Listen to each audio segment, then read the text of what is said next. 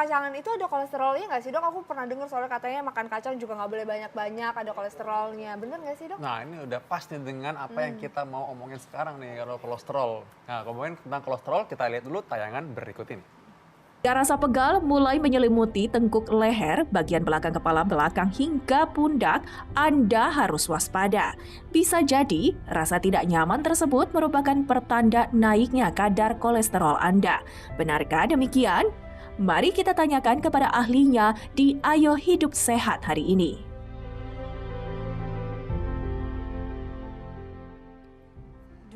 Ngeri juga ya dok ya kalau sampai kena kolesterol. Nah justru itu, apalagi kadang-kadang kolesterol itu sebenarnya tidak ada rasanya. Nah ngomong-ngomong mengenai kolesterol, sudah hadir bersama kita tamu kita hari ini sebenarnya Dr. Warigit Triatmoko, spesialis penyakit dalam. Langsung aja. Wah. Halo dok, selamat siang. Ya, selamat siang. Halo dok. Baik. Halo dok, Ya. ini nama bekennya sih, nama friendly-nya Dokter Yongki. Yongki, nggak ya. pakai Komaladi tapi belakangnya. Enggak. Oh, belum. Dokter penyakit dalam, beliau ini dokter Iya, iya. semua penyakit dalam termasuk mengenai kolesterol saat ini yang kita mau bahas nih. Oke. Nah dok, aku penasaran banget tentang kolesterol nih dok. Karena kan banyak banget ya fakta dan mitos yang beredar di luar sana Iya, mengenai betul. kolesterol. Iya. Nah dok, ini makanan bersantan katanya bisa meningkatkan kadar lemak dan juga kolesterol dalam tubuh. Ini fakta atau mitos dok? Fakta ya. Jadi memang betul bahwa santan itu punya resiko atau meningkatkan kolesterol dalam tubuh kita. Tapi ada tapinya nih ya. Kalau santan itu kan sebetulnya ada santan yang masih murni, itu malah dia sebetulnya bagus. Santan yang masih murni ya. Yang belum diapa-apain itu dok? Ya, santan yang masih murni itu dia punya kandungan namanya asam laurat. Ya, lauric acid atau asam laurat itu sebetulnya dia punya fungsi sebagai anti inflamasi atau anti radang. Nah, itu juga sebetulnya bagus dan punya fungsi yang banyak yang lainnya ya untuk membantu mencegah infeksi terkait dengan daya tahan tubuh dan lain sebagainya. Tapi yang jadi masalah adalah santan ini santan yang sudah dipanaskan. Nah, berkali-kali. Nah, itu yang sebetulnya malah bahaya itu. Itu berkali-kali pemanasannya itu membuat lemaknya menjadi jenuh. Nah dok, ini banyak yang bertanya juga ketika sedang lebaran seperti ini, kalau misalkan kolesterol menjadi tinggi, maka rasanya akan menjadi kesemutan. Ya. Fakta atau mitos?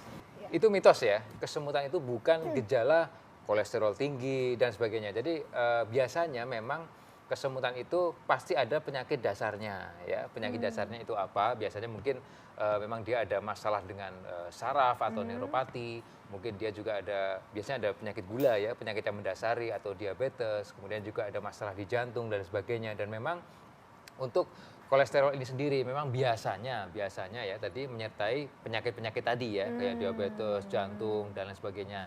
Nah, itu biasanya orangnya mungkin cenderung obesitas ya, lebih gemuk atau mungkin pola makannya juga tidak tepat sehingga ada masalah di sirkulasi atau pembuluh darah sehingga mengakibatkan efek itu. Tapi itu mitos. Oh, itu mitos. Mitos. Nah kan kalau tadi kesemutan ya dok, Iya. ini juga ada kabar yang beredar kalau leher ataupun kepala Iya. sakit itu juga tanda kolesterol itu naik. Ini fakta atau mitos dok? Ya, itu juga mitos ya. Jadi sama seperti tadi ya, seperti kesemutan, kemudian leher terasa. Kadang kan mikir ya, lehernya nih pegel sekali gitu ya. Ini jangan-jangan kolesterol gitu. Sebenarnya itu mitos ya. Karena kalau faktanya memang saya sebutkan tadi bahwa biasanya itu ada penyakit-penyakit yang mendasari ya. Penyakitnya itu apa ya? Saya sebutkan tadi penyakit-penyakit yang sudah berlangsung lama atau kronis ya. Contohnya tadi diabetes, kemudian masalah di jantung dan lain sebagainya yang mengganggu sirkulasi atau peredaran darah. Sebetulnya intinya itu. Nah ini akhirnya ada yang punya taktik nih ceritanya nih. Kalau makan supaya kalau makan orang yang makan makanan yang berkolesterol tinggi, dia makan dalam porsi kecil. Oh, gitu. Supaya mengurangi kolesterol tinggi katanya. Fakta atau mitos? Sebetulnya fakta ya, itu fakta ya. Jadi fakta begini, sebetulnya itu bisa saja ya, tapi ada syaratnya nih. Syaratnya makanan kecil itu jumlahnya tidak terlalu Jumlahnya banyak. tidak banyak. Tapi ya, kalau seperti, otak gimana dok? Kan otak kan kecil. ini agak sulit juga. Masih kecil bagaimana? Kalau gini, kalau misalnya kayak santan tadi ya, santan kan dikatakan hanya 3 sampai 5 sendok misalnya, itu dalam porsi kecil, maksudnya seperti itu. Kalau porsi banyak ya bisa berbahaya Bisa juga berbahaya ya. juga ya, Kalau dok, kecil ya. ya sebenarnya masih bisa lah. Maksudnya kalau tidak terlalu banyak lah intinya seperti itu. Dan jangan tiap hari juga, jangan terlalu sering maksudnya gitu. Nah, itu juga Dikit-dikit jadi Iya. banyak juga ya. Iya, Dok? Nah iya. kan kalau tadi dokter Vito punya taktik katanya porsinya dikecilin. Nah kalau aku Dikecilin. juga punya taktik nih, Apa habis ini? makan makanan berkolesterol Iya. atau makanan yang bersantan gitu, dengan konsumsi buah ini bisa meminimalisir atau menyeimbangkan kolesterol dalam darah. Ini fakta atau mitos dok? Ya, itu fakta ya.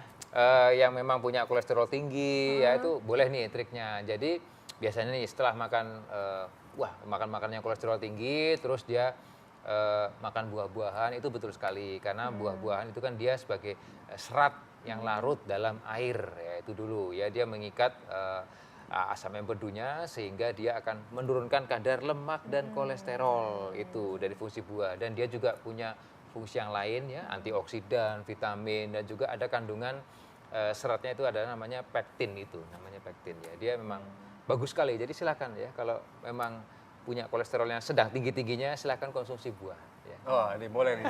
Ada cara lain lagi nih, ada cara Apa lain lagi lagi nih ya?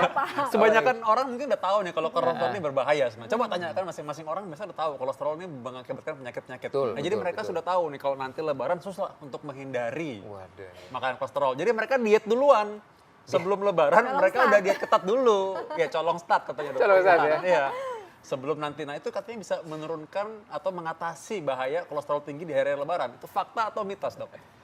Fakta, tapi saat itu saja. Oh, terus hanya saat itu Fakta, saja. maksudnya gini, saat sedang diet itu tentunya bagus ya. Jadi pola gizi, pola makan, nutrisinya itu betul-betul bagus. Tapi tentunya juga kita kembali ke kebiasaan atau habit gitu. Jangan terus nanti kalau pas lagi diet-dietnya nih, wah nanti nih tunggu nih tanggal mainnya.